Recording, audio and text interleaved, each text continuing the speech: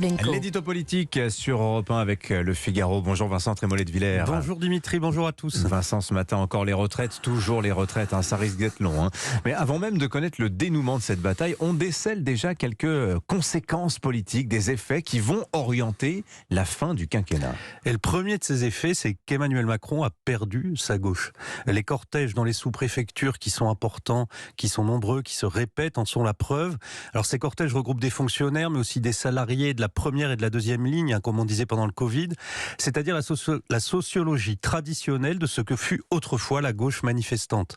Alors certes, la coalition du non à la réforme des retraites va très au-delà de la gauche, mais c'est sous la bannière des syndicats dans la rue et de la NUPES à l'Assemblée que l'on voit l'opposition la plus vigoureuse.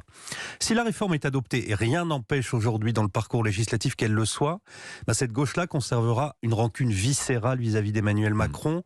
Il sera totalement inutile d'essayer de la récupérer à coups de gadgets pseudo-sociaux comme les expériences sur la semaine de 36 heures en 4 jours. Inutile aussi de renchérir dans les diversions sociétales comme l'IVG dans la Constitution ou l'euthanasie. Entre la gauche et Emmanuel Macron, le contentieux est trop profond. Le divorce est définitivement consommé. Mais pourtant, Vincent, dans le macronisme, il y a une touche social-démocrate indéniable, une sorte de rocardisme revendiqué. Il y avait une filiation, évidemment, mais le fil est rompu. Les socialistes Macron compatibles comme François Rebsamen ou Marisol Touraine critiquent frontalement la réforme, mais c'est surtout l'énergie que Laurent Berger déploie contre le gouvernement qui est éloquente.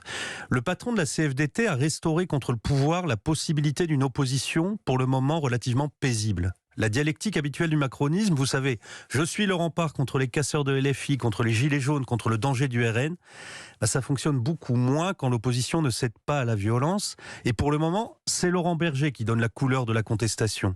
C'est lui qui empêche le gouvernement de rejouer le parti de l'ordre contre la chienlit. Au fond, Berger applique dans la rue la stratégie de Marine Le Pen à l'Assemblée, c'est-à-dire l'opposition vigoureuse mais raisonnable.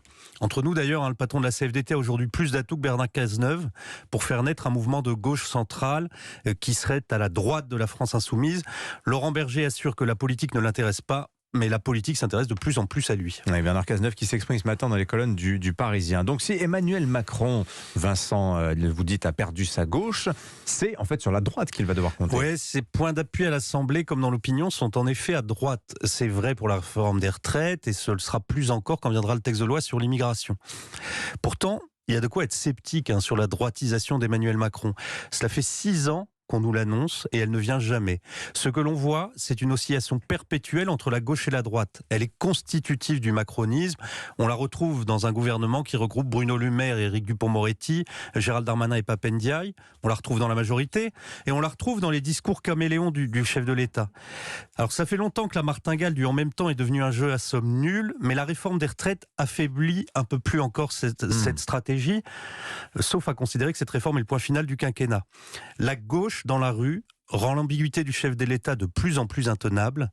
Après 6 ans d'hésitation et de revirement, il s'agirait de choisir. L'édito politique sur Europe 1, signé Vincent Trémollet de Villers. On vous lira aussi, Vincent, ce matin, en une du Figaro. Le Figaro qui met les retraites en première page. L'exécutif ne cède pas, malgré la mobilisation. Merci à vous, Vincent. Merci. Nous sommes le lundi 13 février, 44e jour de l'année. Nous fêtons Sainte Béatrice, fondatrice au XIIIe siècle de la Chartreuse d'Emeux. C'est dans la Drôme, dans un quart d'heure.